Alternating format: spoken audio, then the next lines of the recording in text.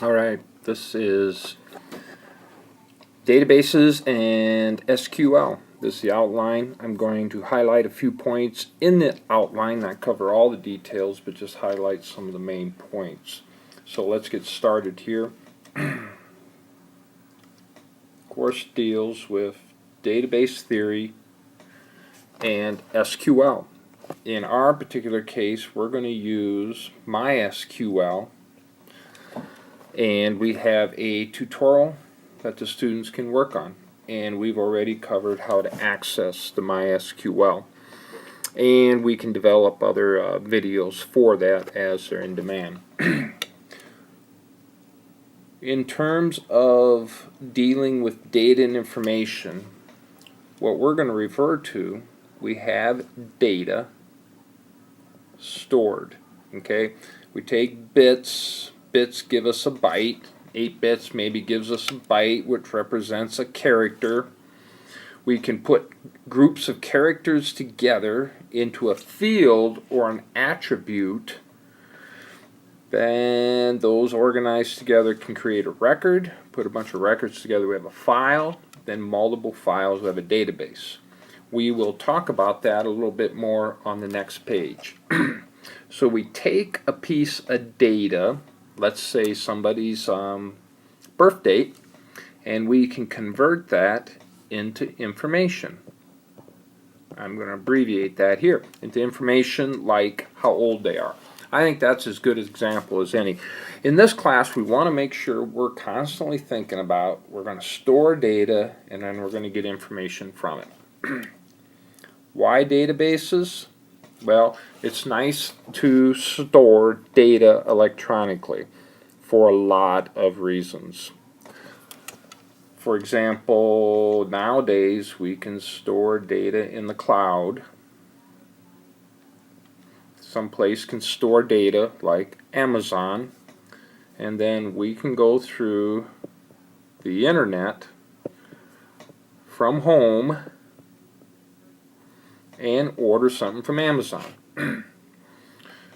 We can determine exactly which data goes with what. Some people think of spreadsheets as a way to store data. They are, but their main goal is to use data to anticipate, to change and adjust the data to do what-if analysis. Databases store large amounts of data, and nowadays we are storing, whether it's on hard drives or wherever it is, huge amounts of data that we can then analyze and come up with help in making decisions. That's one of the big reasons. Okay, help us make decisions. Who works with databases? We have databases administrators. We have the people who oversee the management of the data as a whole, chief information officers, and then we have people that manage the data itself, and then we have users that view the data or maybe even update the data.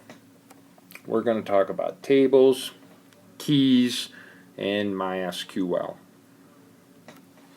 Alright, so let's move ahead a little bit here and talk briefly about the concept of the internet and information systems. The internet and information systems. First thing that we should clarify, the database system,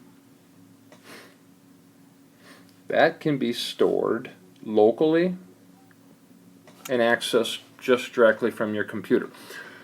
For example, you could have a small database of your Christmas mailing list on your computer in your house, and nobody else accesses it, just you.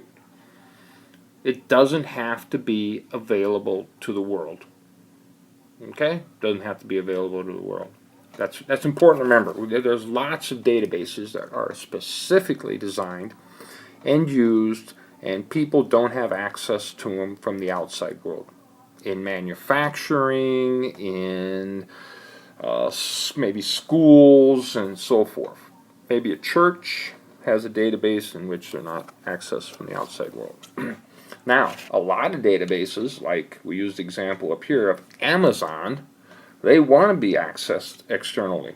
So let's just take a look at a simple way that that might be organized.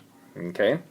First of all, you might probably have some type of firewall to protect your connection from the internet. Okay? And then coming out of the firewall, sometimes referred to, and I'll put that in red, a DMZ. You can put a web server, okay, so you can have your web server, you know, right here with some information on it, a PC or whatever you're running, and you can allow people from the internet to come here. Now, in most cases, you don't want to store real valuable data there, so what you can do is you can have then internally a place that has your database. Oops, let me back up there. That has your database management system. Okay? MySQL or however you're doing it. And then you can have a more secured connection, comes in and queries the data and brings it back out to the web server. So you can better protect your internal from your DMZ access in terms of the internet. So if somebody wants to get some information, they'd have to come through the internet to the website. The website then could query the database and bring the information it needs to the web page. So you'd have to use some HTML, web page, you'd have a web server, you'd have some connection to the web, usually the internet. This would be a client-server scenario, which you have your clients, a server, and you can actually think as the web page as a client and your database sitting on the inside. Anytime you give access to information externally, there's always could be an issue of problems. Anytime you do that, somebody, if you don't have your web server secured correctly, somebody could hack into that and then possibly get internally this way.